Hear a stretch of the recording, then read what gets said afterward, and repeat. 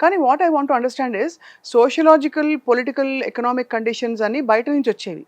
కానీ స్వతహాగా కూడా మనిషి శరీరంలో జరుగుతున్న మార్పులు కాలక్రమంలో 20 సంవత్సరాల్లో ఇన్‌ఫర్టిలిటీ వ్యక్తుల్లో దర్శనం ఇవ్వడం చాలా ఎక్కువైపోయింది. అంటే either male infertility or female infertility.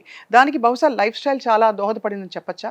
ఇది వరకు అసలు ఇన్ఫర్టిలిటీ అనేది ఒక మెడికల్ ప్రాబ్లమే కాదు. నేనే ఒక 5 years back I mean what ever చూసినప్పుడు అయితే we used to not treat infertility couple like ఏదో ఒక మెడికల్ ప్రాబ్లమ్ ఉంది వీళ్ళకి అన్నట్టుగా ట్రీట్ చేసేవాళ్ళం కాదు.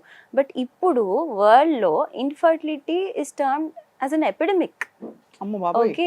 సో, అంత ఎక్కువగా అయిపోయింది. అండ్ రీసెంట్ స్టాట్స్ చూసుకున్నట్టయితే 2023వి 1 in 6 couple are infertile. Like which is like very high. ఇంతకు ముందు ఎక్కడో వినేవాళ్ళం. కానీ ఇప్పుడు 1 in 6 కపుల్ ఇస్ ఇన్ఫర్టైల్. అందులోని మేల్ ఇన్ఫర్టిలిటీ ఇది వరకు 30% ఉంటే ఇప్పుడు ఇట్ హస్ గ్రోన్ టు 40-50%. ఓహో! అండ్ దీనికి రీజన్స్ ఏంటి అంటే ఫస్ట్ లైఫ్ స్టైల్ అనే అంటాను. ఓకే.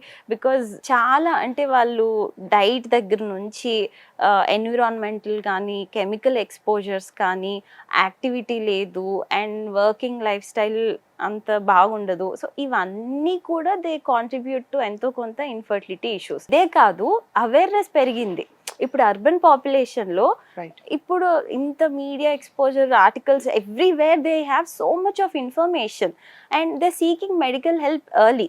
రైట్. సో ఈ అవేర్నెస్ పెరగడం వల్ల కూడా వీఆర్ సీయింగ్ మోర్ నెంబర్స్.